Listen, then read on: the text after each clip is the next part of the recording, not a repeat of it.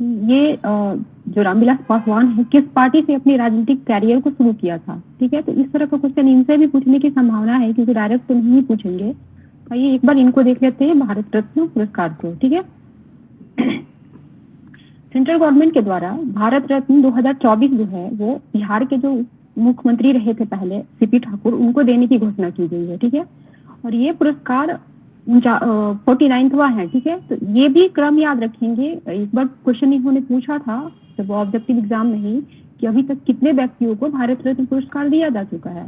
ठीक है, तो ये याद रखेंगे कि 49वां पर्सन है जिनको ये दिया जा रहा है। ठीक है, और ये जो भारत रत्न है इनके मृत्यु के 35 वर्षों के बाद दिया जा रहा है। तो ये डेटा भी याद रखें। हो सकता है आयोग उसको घुमाकर अगर पूछे तो ये भी पूछ सकता है कि इनके मृत्यु के कितने सालों के बाद ये दिया जा रहा है, क्योंकि ये पेपर में आया हुआ है तो कुछ भी पूछ सकते हैं वो लोग।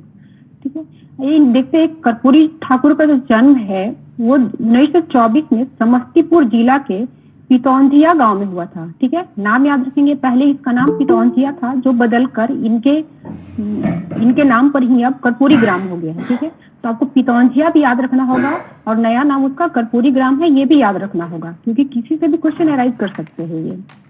ठीक है, और जब ये कंट्री आजाद हुई थी तो ये शिक्षक के रूप में भी कार्य किए थे। तो इनके पेशे से भी संबंधित भी क्वेश्चन कर सकते हैं कि ये मतलब कौन कौन सा पेशा इन्होंने अपनाया था। ठीक है, तो ये याद रखेंगे कि ये टीचर भी थे। ठीक है, और इनकी जो कैरियर की जो शुरुआत हुई है, मतलब राजनीतिक कैरियर की जो शुरुआत हुई है वो प्रजा सोशलिस्ट पार्टी से हुआ है। इसको याद रखेंगे।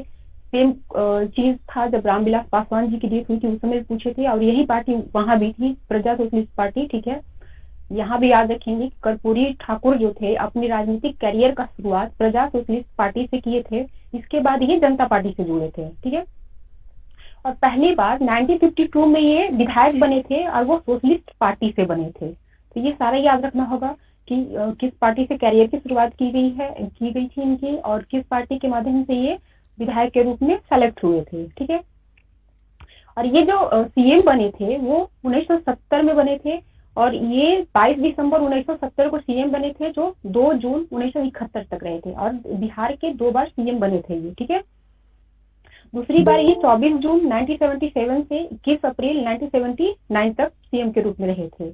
ठीक, ये याद रखेंगे। हो सकता है पूछ दे, देखते रहेंगे इसको। उसके बाद देखते हैं कि ये जब सीएम थे तो इन्होंने 1978 में बिहार के पिछड़ी जातियों के लिए पहली बार सरकारी सेवाओं में आरक्षण शुरू किया था, और ऐसा करने वाला बिहार पहला राज्य बना था। इनके कार्यकाल में बहुत सारे नए नए मतलब स्टेप लिए गए थे जो ऐसा करने वाली मतलब पहला राज्य बना था। तो ये क्या बोलते हैं, स्वर्ण आरक्षण भी इन्होंने दिया था जो कि 3% था।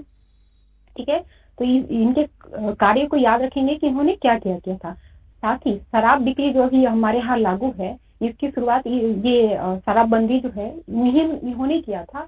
जब ये सीएम थे तो इन्होंने पूरी तरह से शराब बिक्री पर प्रतिबंध लगाया था, जो कि विफल भी हो गया था। ठीक है, और इनकी जो डेथ है वो 1988 में हुआ था। ठीक है, तो इनकी जन्म कब हुई थी, डेथ कब हुई थी, याद रखना होगा। इन्होंने क्या क्या कार्य किया, इनको किस पार्टी के माध्यम से ये अपने कैरियर की शुरुआत की है, और किस पार्टी से ये जुड़े रहे हैं अपने पूरे राजनीतिक सफर में, वो सारे याद रखने होंगे। सारे पार्टी का नाम याद रखना होगा आपको।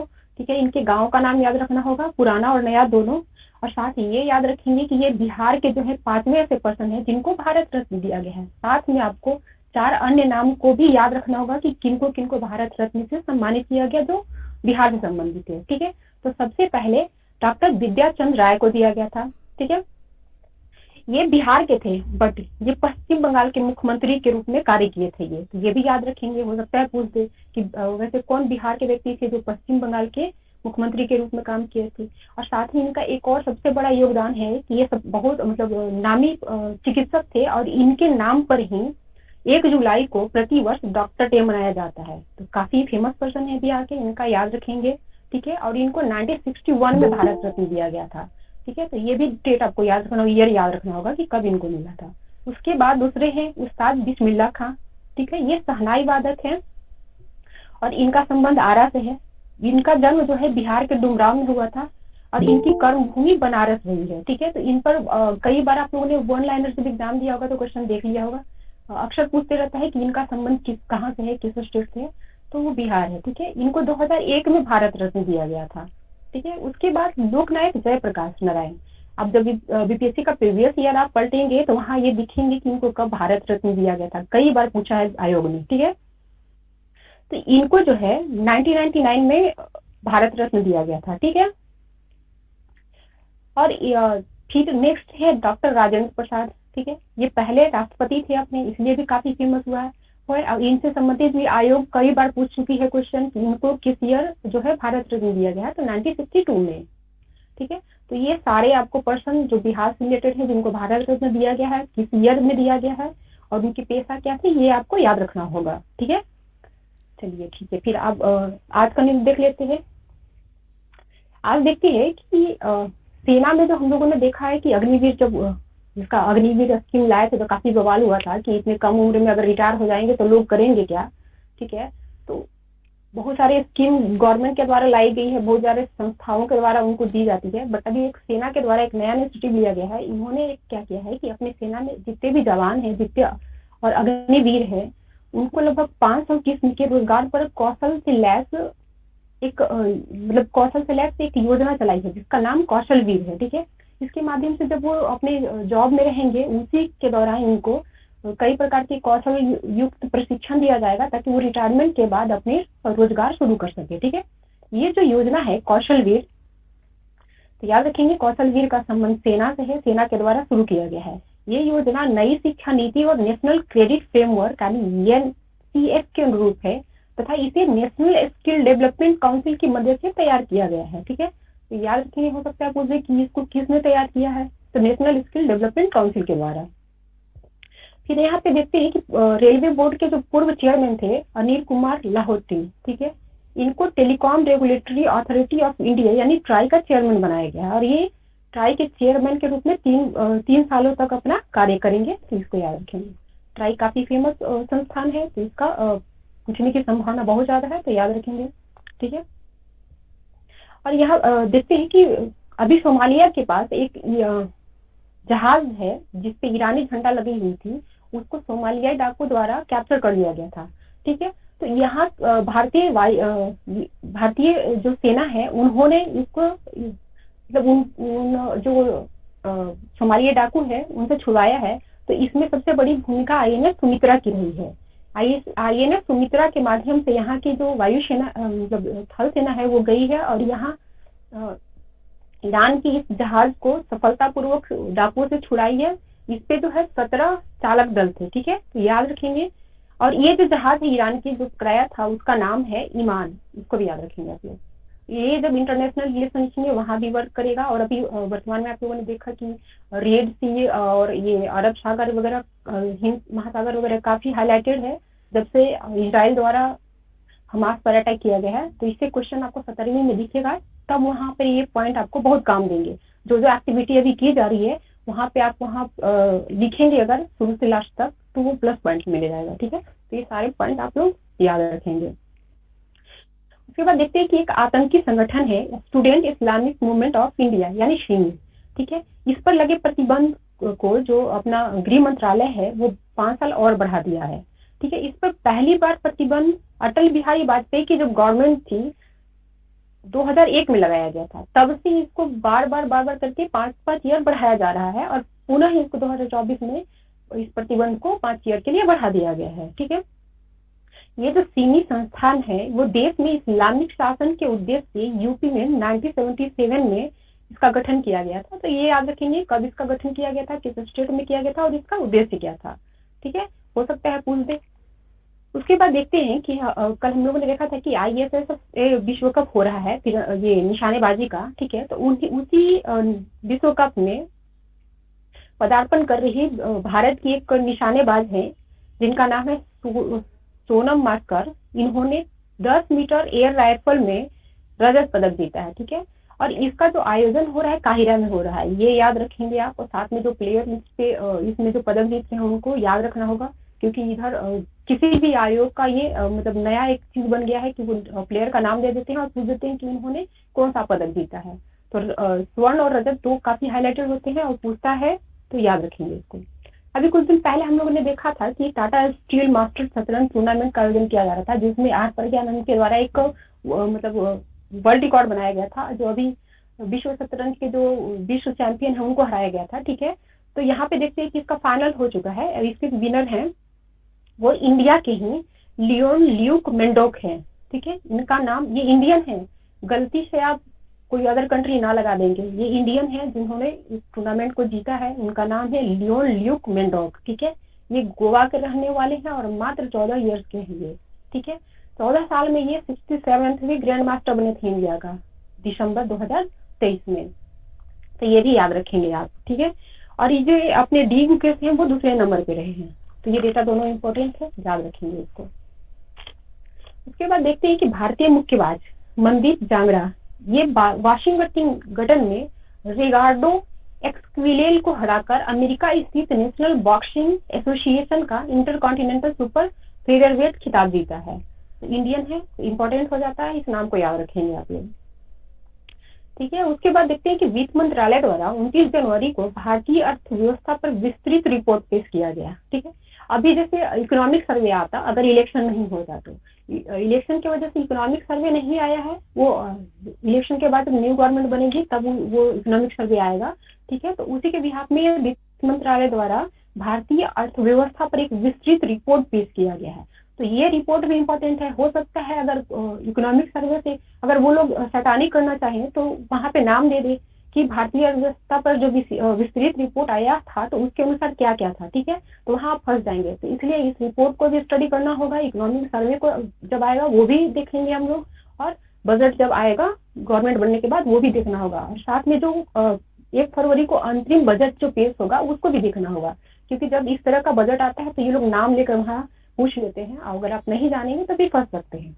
तो आइए ये देखते हैं कि जो 29 जनवरी को भारतीय अर्थव्यवस्था पर विस्तृत रिपोर्ट पेश किया गया वित्त मंत्रालय के द्वारा, तो इसमें बताया गया है कि चालू वित्त वर्ष यानी 2023-24 में भारत का विकास दर 7.3 रहेगा। ठीक है, ये संभावना अभी जो भी आएगी सब संभावना आएगी, एग्जैक्ट आएगी डेटा जब गवर्नमेंट बन जाएगी तब। ठीक है, और इसी रिपोर्ट में बताया गया है कि अगले वित्त वर्ष में यानी 2024-25 में विकास दर जो है वो भी 7% से अधिक रहेगा। ठीक है, ये लगातार कोरोना के बाद अगर 24-25 में 7% रहता है, ठीक है, तो ये लगातार जो कोरोना के बाद है चौथा ऐसा ईयर होगा जहां इंडिया जो है 7% से अधिक ग्रोथ करेगा। एक तरफ पूरे दुनिया जो है वो लगभग 3% के ग्रोथ में सिमट रही है, और इंडिया कंटिन्यूस 7% से ऊपर का विकास दर दिखा रही है। ठीक है, तो काफी इंपॉर्टेंट है, जब आप इकोनॉमी के क्वेश्चन डील करेंगे तो वहां ये पॉइंट सारे जाएंगे। ठीक है, उसके बाद देखिए इसमें बताया गया है कि चालू वित्त वर्ष के अप्रैल दिसंबर में खुदरा महंगाई दर जो है 5.5% रही है, तो इसको भी ध्यान में रखेंगे। ठीक है, उसके बाद देखते हैं कि भारत के जीडीपी में कृषि का जो हिस्सा है वो लगभग 18% रहेगा। वर्ष 2015 से 23 के दौरान प्रति वर्ष औसतन जो खाद्यान्न उत्पादन है वो 28.9 करोड़ टन रहा, जबकि वित्त वर्ष 5 से 14 के बीच यह 23.3 करोड़ रहा था। ठीक है, कंपेरिजन यहाँ पे दिखा रहा है, जब ये गवर्नमेंट जो भी चल रही है वो बनी तो उसके बाद जो प्रति वर्ष औसतन खाद्यान्न उत्पादन है वो 28.9% करोड़ टन हुई। जो इसके पहले वाली गवर्नमेंट थी उस समय मात्र ये 23.3 करोड़ टन थी। ठीक है, तो आप अगर कृषि से रिलेटेड क्वेश्चन वहाँ डील करेंगे और दिखाएंगे कि गवर्नमेंट की जो स्कीम है किस तरह से फायदा कर रही है कृषि क्षेत्र को, तो आप वहाँ पे ये पॉइंट बहुत आसानी से यूज कर सकते हैं और बहुत अच्छा नंबर गेन कराएगा ये। ठीक है, उसके बाद देखते हैं कि दिसंबर 2019 में घरों की जो शुद्ध वित्तीय संपदा जीडीपी के 52.8% के बराबर थी, जो दिसंबर 2023 में जीडीपी के 65.5% के बराबर हो गई है। ठीक है, और इसमें बताया गया है कि जनधन योजना के तहत अभी वर्तमान में लगभग 51 करोड़ खाते हैं, जिनमें 2.1 लाख करोड़ राशि जमा है। ठीक है, और खाता धारकों में 55% महिलाएं हैं। ठीक, तो इस पे क्वेश्चन बनता है तो ध्यान रखेंगे इसको। इसमें बताया गया है कि अगले 3 वर्ष में भारतीय अर्थव्यवस्था जो है $5 ट्रिलियन।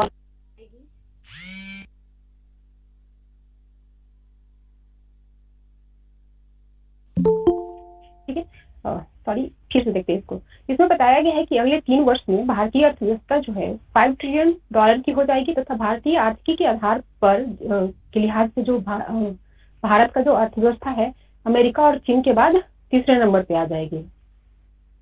ठीक है, उसके बाद देखते हैं कि 2014 में भारतीय अर्थव्यवस्था का जो आकार था वो 1.9 ट्रिलियन था। तो इसको भी ध्यान में रखना होगा कि 2014 में भारतीय अर्थव्यवस्था की जो आकार थी वो कितना थी। ठीक है, हो सकता है पूछ दे क्योंकि अभी हाईलाइटेड हो रहा है, कंपेरिजन कर रहा है, तो ये हाईलाइटेड है तो पूछ सकता है। तो 1.9 ट्रिलियन डॉलर थी जो वर्तमान में 3.7 ट्रिलियन डॉलर है और 2030 में इसकी जो संभावना है वृद्धि के बाद वो 5 ट्रिलियन डॉलर की है। अगर 5 ट्रिलियन डॉलर की इकोनॉमी हो जाती है इंडिया की तो ये विश्व के तीसरी सबसे बड़ी अर्थव्यवस्था बन जाएगी। ठीक है, सारे डेटा आपको याद रखना होगा।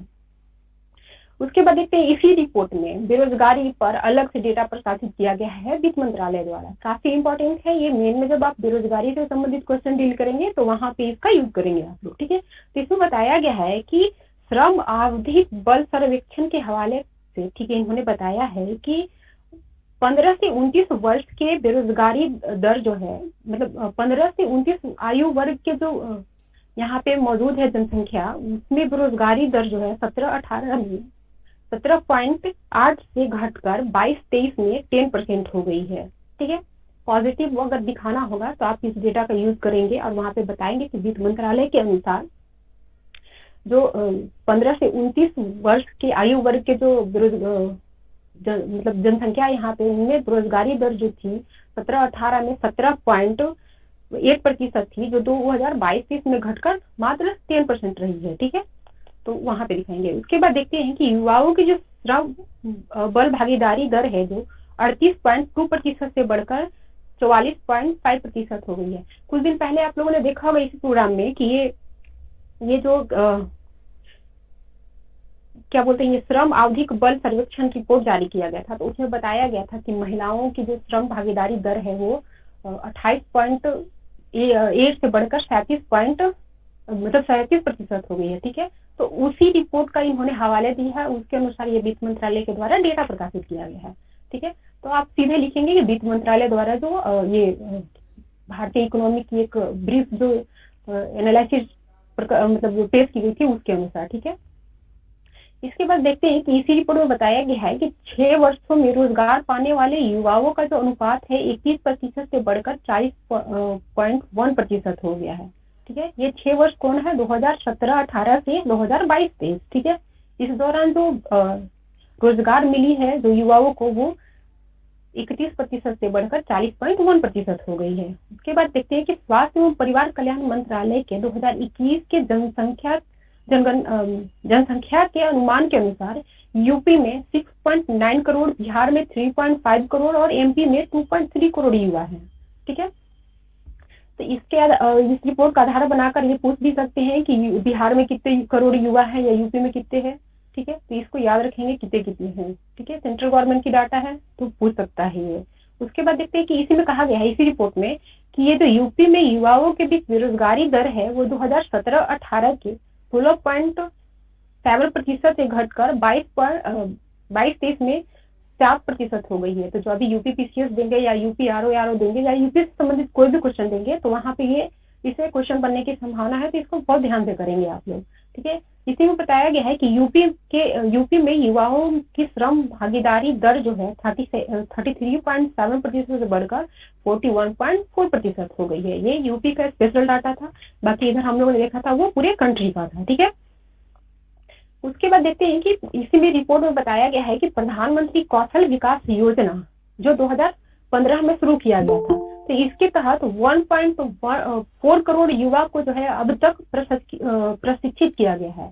ठीक है, तो ये जो प्रशिक्षण मिला है युवाओं को, इसके बदौलत वर्ल्ड स्किल प्रतिस्पर्धा में भारत की जो रैंकिंग 22 में 11 हो गई है, जो 2011 में 39वें स्थान पे था ये।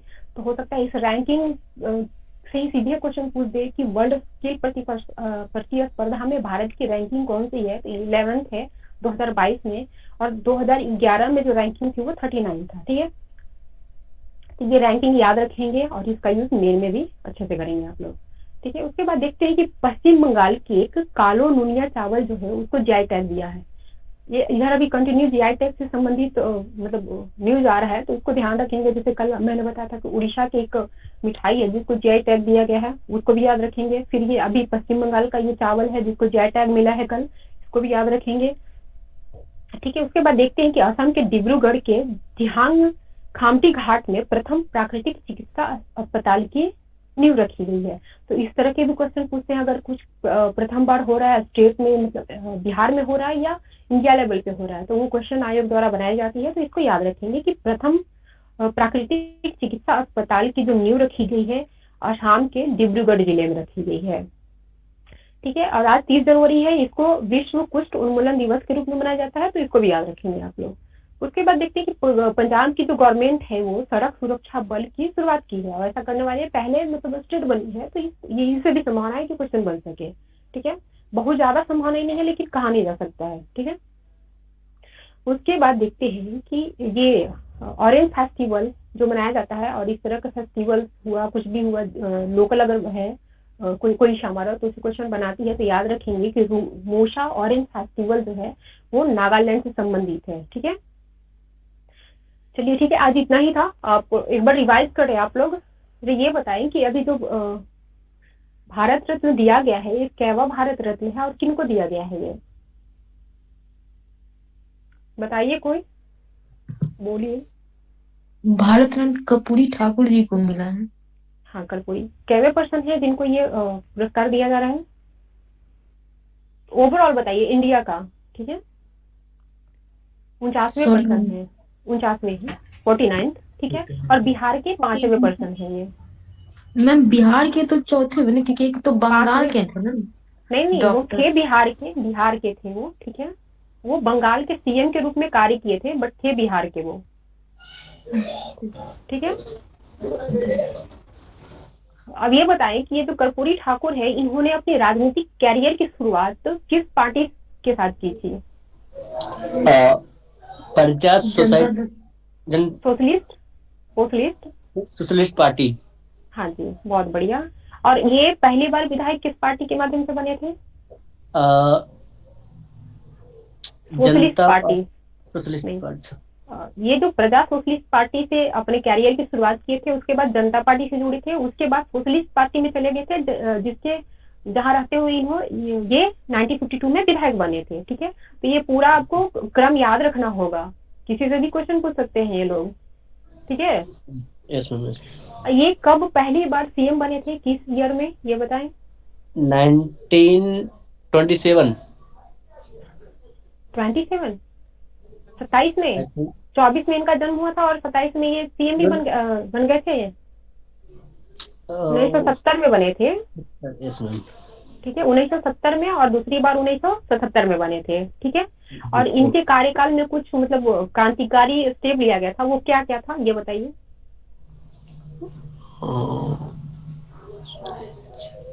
पिछड़ी जातियों को पहली बार आरक्षण दिए थे जिसका काफी विरोध किया गया था। ठीक है, साथ में जो जनरल कैटेगरी है उनको भी इन्होंने 3% आरक्षण दिया था जिसका काफी विरोध हुआ था। ठीक है, जिसकी वजह से इनको गवर्नमेंट भी गिरा मतलब गिर गई थी इनकी। ठीक है, तो ये पूछ सकता है, इसको डिटेल से आप लोग करेंगे। और इनकी डेथ कब हुई थी, किस ईयर में? और 1988। 1988, हाँ, बहुत बढ़िया। ठीक है, और एक चीज और याद रखेंगे इनके लिए कि जो कोलकाता की जो टकसाल है जहाँ पे सिक्के वगैरह ढाला जाता है, तो उनके माध्यम से इनकी जो जन्म शताब्दी जो मतलब ये अभी भी गुजरी है, तो उस पर 100 रुपीज का कॉइन जारी किया गया है। ठीक है, और इसका लोकार्पण अमित शाह के द्वारा किया गया है, तो ये एक फैक्ट आपको याद रखना होगा। ठीक है, यस मैम। चलिए फिर ये बताइए कि सेना द्वारा अपने जो सैनिक हैं और अग्निवीर हैं उनको प्रशिक्षण देने के लिए, उनके कौशल को डेवलप करने के लिए एक योजना शुरू की गई है, उसका नाम क्या है? कौशल वीर। कौशलवीर, हाँ, बहुत बढ़िया। और अभी ट्राई के जो चेयरमैन बनाए गए हैं उनका नाम क्या है? ट्रायल सोमल। ट्राई अनिल कुमार लोहाती।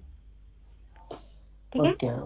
हाँ, ईरान की एक शिप पे जो सोमालियाई डाकू द्वारा कब्जा कर लिया गया था, तो उसको भारतीय सेना के मतलब भारतीय थल सेना के द्वारा उनको छुड़ाया गया है, तो इसमें कौन सी शिप जो महत्वपूर्ण भूमिका निभाई है भारत की? ईमान। आईएनएस सुमित्रा। ये सुमित्रा, ईमान को तो छोड़ा गया था मैम। ईमान वो मतलब सीप है जिन पर उन्होंने कब्जा किया था, जो ईरान का है, ठीक है। यस मैम, यस मैम, उसका नाम ईमान है। ठीक। यस। अभी एक आतंकवादी संगठन को गृह मंत्रालय के द्वारा 5 वर्षों के लिए प्रतिबंधित किया गया, उसका नाम क्या है? शॉर्ट नाम ही बता दीजिए। क्या सिमी। तो Simi, student Islamic movement of India. India, yes. ठीक है, सिमी शॉर्ट नेम है इसका, ये याद रखेंगे। और ये कहाँ पे मतलब इसका गठन जो है किस ईयर और कहाँ पे किया गया था? यूपी में 1997 में।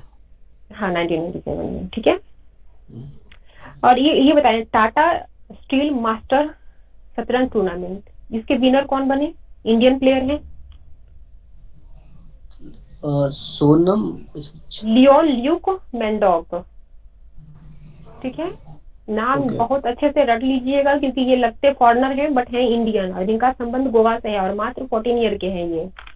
ठीक है, और इंडिया के ये 67 ग्रैंड मास्टर बने थे, ये भी आपको याद रखना होगा क्योंकि अभी वर्तमान में 84 ग्रैंड मास्टर हो गए हैं, इनका नंबर जो है वो 67 था। ठीक है, और ये जो ग्रैंड मास्टर बने थे इंडिया के 67, तो वो दिसंबर 2023 में ही बने थे। ठीक है, ये बताएं कि वित्त मंत्रालय द्वारा जो जारी किया गया भारतीय अर्थव्यवस्था पर विस्तृत रिपोर्ट, तो उसके अनुसार अनुमान लगाया है कि जो चालू वित्तीय वर्ष है उसमें इंडिया की विकास दर कितनी प्रतिशत रहेगी? करंट में मैम ऐसे तो 23-24 में 7.3। 7.3, हाँ। और नेक्स्ट वित्तीय वर्ष में कितनी संभावना व्यक्त की जा रही है इस रिपोर्ट के द्वारा? 7% से अधिक रहेगी। हाँ, बहुत बढ़िया। ठीक है, ये बताएं जो बेरोजगारी पर इनका रिपोर्ट जो आया हुआ है, तो उसके अनुसार वर्तमान में 15 से 29 आयु वर्ग के जो युवा हैं उनमें बेरोजगारी दर कितनी प्रतिशत है? 10%। 10%। ठीक है, हाँ 10%। जो 17-18 में 17.8% थी, वो घटकर वर्तमान में 10% हो गई है। ठीक है, और ये बताएं कि अभी जो युवाओं का श्रम बल भागीदारी